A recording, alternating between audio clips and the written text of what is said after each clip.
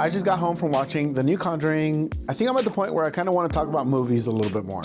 And I got some thoughts in these movies. Conjuring Last Rites is the #1 movie in the world. For this review, I haven't seen The Conjuring 1, I haven't seen The Conjuring 2, I haven't seen The Conjuring 3, so Conjuring 4, which I was surprised there were even 4 Conjurings. I thought there were only 2. Like this is my foray into the Conjuring universe. Now, I did do a little bit of homework on The Conjuring. The first one was directed by James Wan. The second one was also directed by James Wan. I like James Wan. He also did the first Saw movie, he did Furious 7, and he did both Aquaman movies. So, you know, James Wan has some chops. Okay, sorry, the cat wants attention. These Conjuring movies were directed by Michael Chavez, who did La Llorona, Conjuring 3 and 4, and Nun 2. Now, there are some things I liked and I didn't like. In terms of horror movies for the year, The Conjuring is probably at my bottom of horror movies I've seen this year. I just think everything I've seen before it was better. Not to say, you know, I'm not disparaging the work that gets put into the movie. You know, art is subjective, but I think there's just a better way to enjoy some of these movies. I think there are other movies you can, you know, watch. As someone who's getting more into like filmmaking and making vlogs and like paying attention to story, pacing and everything, you know, I don't want to say that a story is like bad, that a movie is just straight out bad. There are just some things in this movie that I just dislike. And I don't know if other people like those better. Maybe you like them better. Dude, look at this over here. Look at this. Look at these guys. Look at these dudes. That's pretty adorable. Been waiting for you. Last Rites, rated R. Now, with the Conjuring universe, you know, it's clear that there's some mythos, and I like some of the mythos. I like the idea. Also, going forward, there's gonna be spoilers. I like the idea of, you know, possessions, having demons and stuff. I don't know if it was introduced into other Conjuring movies. It's definitely touched upon here. But in the movie, it feels like it's just not executed very well. It feels like the movie is not entirely sure how far to push it. The object in question in this movie was a mirror, and the mirror kind of just, I don't know why the mirror was special. It just felt like it was just a mirror that was found on the side of the road, and they're like, yeah, we can put that into the movie. It's just kind of weird. And once again, I don't know what the other possessions are in the other movies. The Annabelle doll is clearly one of them. She showed up in this movie. I'm not 100% sure why she was there. I don't know if she has a relation to the kid, of the Warrens. It's just, you know, she was there. Also, just for the sake of review, I'm gonna call the Warrens family A, and then the family that's being haunted, I'm gonna call them family B. You know, as I'm watching the movie, I'm thinking, okay, there's possessions, items are possessed.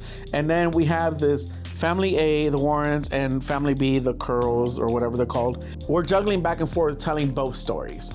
And it's kind of weird because as I'm watching the movie and I'm thinking of the pacing and I'm thinking of how the movie's moving, I feel like this movie could have just focused on family A or focused on family B and not have to jump back and forth between both. Because by jumping back and forth between both, I kind of feel like it cheapens the movie. This could have easily been a 2-part movie. The movie's already like 2 hours and like 10 minutes long. So it feels weird. It feels just kind of odd in terms of pacing, how the back and forth was going on. Like, we could have just had a movie of the haunting of family B, or we could have just had a movie of the Warrens like investigating that haunting that happened. This could have been split up like that.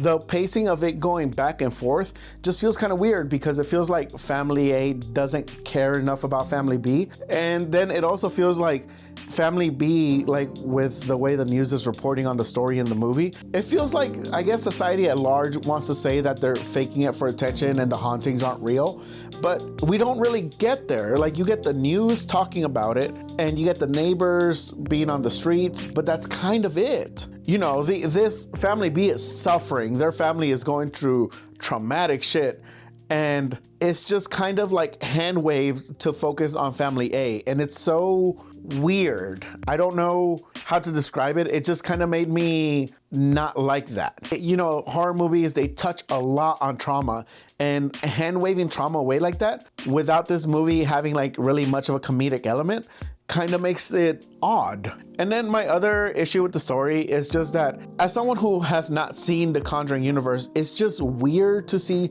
who has powers as to who can see these spirits or not. It's kind of just weird. I don't know why some can see other spirits. I don't know why people cannot see other spirits. Like, some people get an inkling of it, some people don't. It touches a lot on the Christianity and mythology, but then it doesn't like commit all the way. Like, why is it so specific to Christianity? Like, are the spirits we're dealing with, are they lieutenants of the devil? Like, are they generals? Is there a hierarchy of demons and spirits?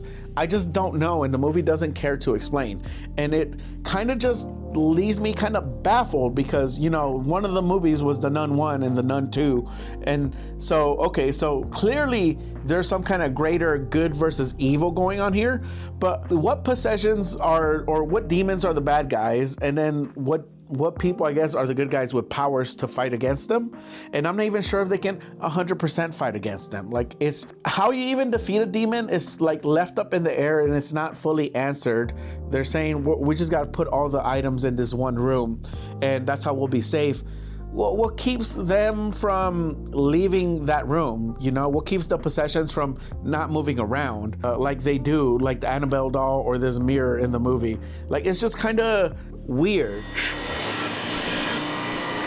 This poster, it might be possessed. There is always hope to get chicks. What could that mean? It might be possessed. I don't know yet, though.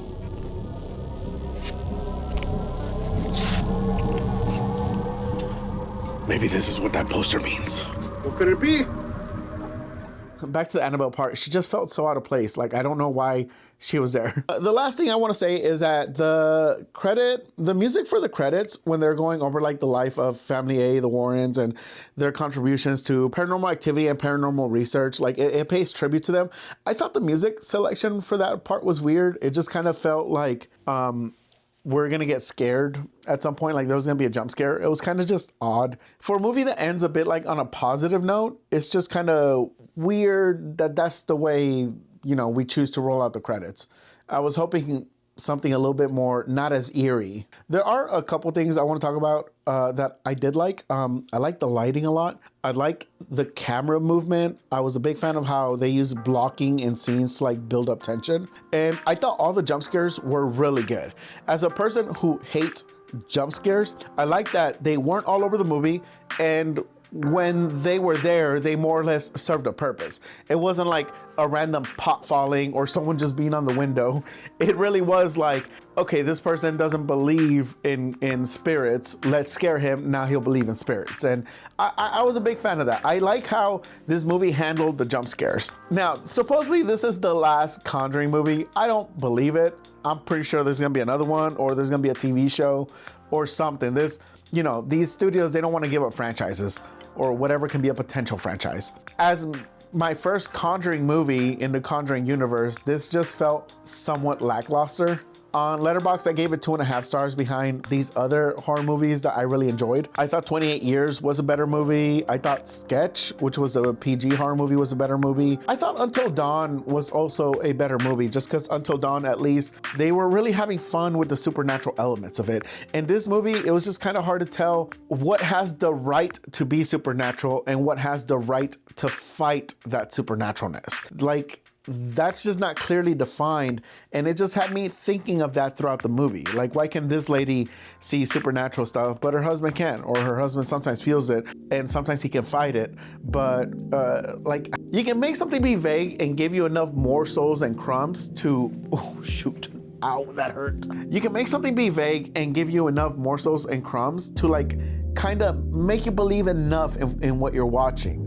A good example is Weapons. In Weapons, slight spoiler for Weapons, you get the reason for what's going on, and it's, you know, it's something a bit supernatural or magical, however you want to define it. But you don't get told the black and white rules of it. You don't get told like this person can do this magic because of this or that, or this, the supernatural stuff is happening because these are the rules. You get enough to fully understand it and make that leap yourself. And with this Conjuring movie, I just felt like that wasn't there. My top horror movies of the year were Sinners and Weapons. Like, just Sinners for just amazing story front to back, and Weapons for pacing. And this just, you know, that's my bar to clear. And this movie just, I didn't even get close. It's a bummer. But hey, if you like the Conjuring movies, tell me why. You know, maybe I'm wrong. Maybe I'm being pretentious. You know, let's talk about it.